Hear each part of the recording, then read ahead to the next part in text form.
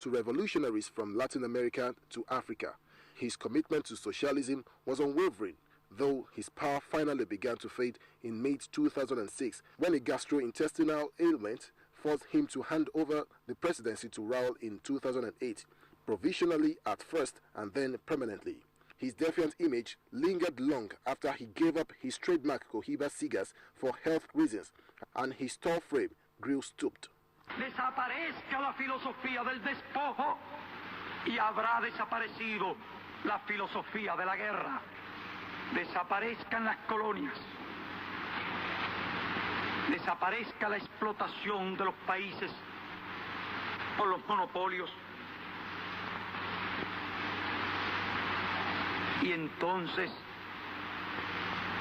la humanidad habrá alcanzado una verdadera etapa de progreso.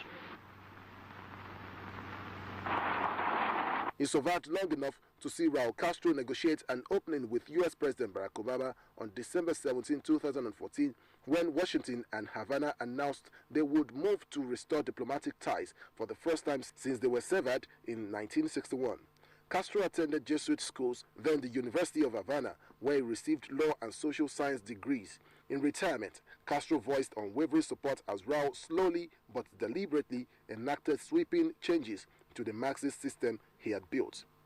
Fidel Castro was born August 13, 1926 in eastern Cuba's sugar country, where his Spanish immigrant father worked first recruiting labor for U.S. sugar companies and later built up a prosperous plantation of his own. Oyeyemi Ajayi, NTA News. Meanwhile, President Muhammadu Buhari and other world leaders have continued to react to the death of former leader Fidel Castro. Adebola Brooklyn Sunday reports. President Muhammadu Buhari, in a statement signed by presidential spokesman Femi Adesina, offered his deepest condolences to Cuban President Raul Castro and the people of Cuba on the passing away of their legendary leader, who passionately served his people. The Nigerian leader says his prayer and thoughts are with Castro's family, friends, and many admirers as they go through this period of national mourning and exit of a truly admired, selfless global leader.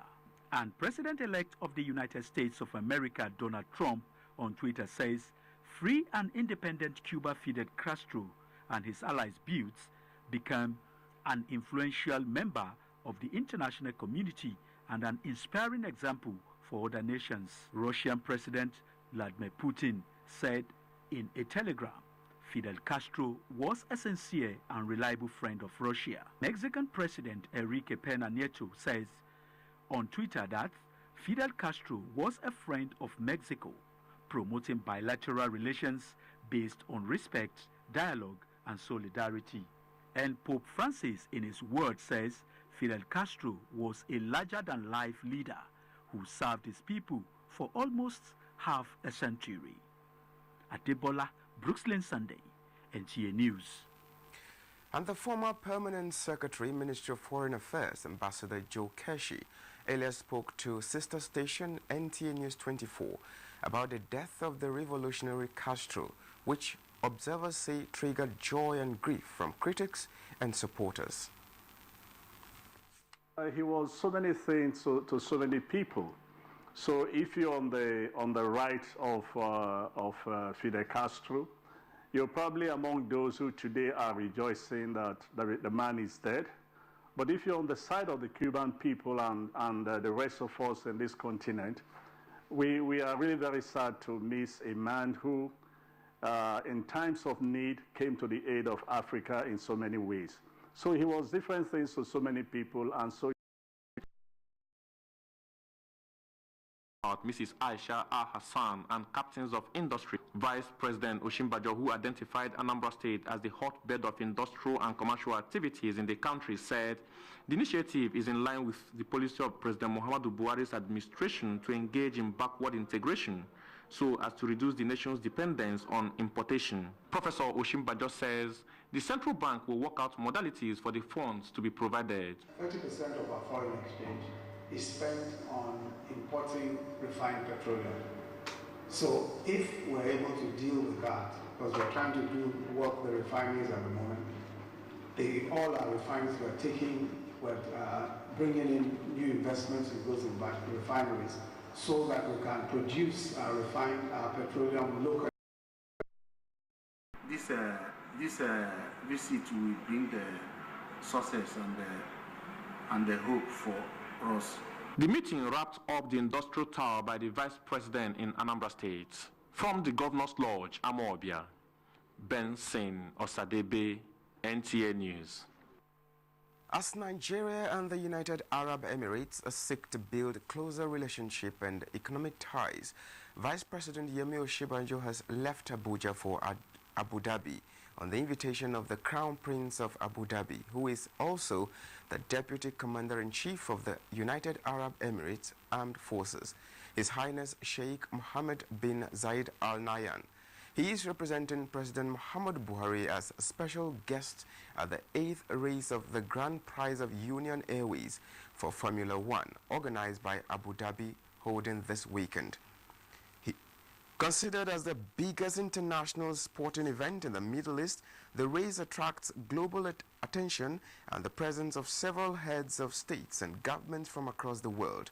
President Muhammadu Buhari held bilateral discussions with the Crown Prince during his visit to United Arab Emirates earlier this year, securing a number of agreements and offers of assistance from the Emirate, including helping in the northeast with the re-establishment of livelihood of IDPs. While in Abu Dhabi, Vice President Osinbajo will hold follow-up bilateral discussions on this offer and other issues of mutual economic and diplomatic concerns. A statement by the Special Assistant to the Vice President on Media and Publicity, Laolu Akande, says Professor Osinbajo is accompanied by his wife, Dolapo, and the Minister of State for Foreign Affairs, Mrs. Khadija Bukar Abba Ibrahim. He left Abuja earlier today and is expected back tomorrow. To achieve optimal performance in any situation, there must be proper compliance to rules, codes of ethics and values. This was the submission of participants at the 4th Sahelian lecture, as they believe no nation can develop without adherence to the principles of rule of law. Aisha Ubali reports. The administration is determined and focused to see that Nigerians have a reorientation on how they do things, from the policymakers down to the governed. This is the reason for the new slogan, "Change begins with me." Here at this lecture, these participants believe there's nothing impossible, including creating the new Nigeria Nigerians dream to have. The lecture is in line with government's policy of anti-corruption, discipline and patriotism. I shouldn't be thinking of bringing my brother's company who have no capacity to do the job. I shouldn't be thinking of a contractor who will give me the highest return to do the job. Emphasis was made on the need to convert leadership outcomes to tangible development and ensure quality service delivery, as well as the need for monitoring and evaluation using the key performance indicators. Some of the participants sought to find out why the system has ceased to promote honesty, with recommendations for rewarding performance, as well as checking moral and ethical corruption, which is about 90% of all corrupt practices. With key performance indicators, what are you doing with files in the ministries? Tell me, what are you doing with files in 2016? They have no place in any ministry. By now, we should have all gone e-format, everybody. Because when you are E, there's a footprint. You can follow the process of, you can follow and map out the line of action and what happened at everything. With files, they get missing. If you have to obey the law, and then if you obey the law, everything is going to be right. And not only that, if you do things that are not in the best interest of the nation, the question is, are you sanctioned for it? If you don't have law and you don't have accountability, then the citizens of that nation will not do good for the nation. The Sahelian Center for Leadership and Development is a non-partisan and a non-political resource center providing up-to-date insight about events and its implications for Nigeria.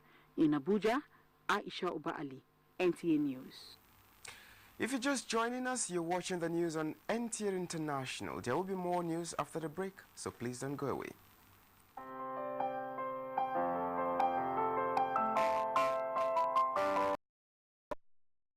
elections, which began early this Saturday. The turnout of the electorate at the 3,010 polling stations were adjudged as encouraging, with the entire process so far peaceful. There's no problem at all. Okay. And I am happy that I'm here today. I intend to another side now and check my name if it's there. So I'm 100% fully prepared for it. Meanwhile, guests on NTA's studio discussion, Ondo Decides, say they are optimistic that the election will be credible based on INEC's preparation, the turnout of the electorate, and the security apparatus on ground. Use and carry them must authenticate the card first of all, but if for any reason you cannot authenticate your fingerprints, then the incident form will be filled and you'll be allowed to proceed. Nobody who is registered, duly registered, will be disenfranchised in any way. No room for miscreants display. Everybody there is made to behave him or herself in compliance with the law of the land. Any attempt to defy any protocol will be visited with seriousness. Undesirable elements sometimes want to play pranks, and what is desirable now is that everybody, all the stakeholders, to remain vigilant until the election is concluded. And Uche Wizu is standing by with highlights of major events in the week on our Weekend Review segment.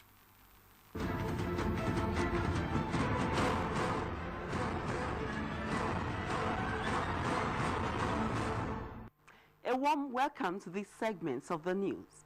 During the week, the political scene was charged with activities ranging from mega rallies, calls for postponement, court rulings, security personnel's deployment to Ondo State, and INEC's preparation, which culminated into the governorship election in Ondo State, with the final results being awaited. In the week, Africa got the support of $2 billion from the Kuwaiti government for development initiatives on the continent. This was during the 4th Africa-Arab Summit in Malabo, Equatorial Guinea.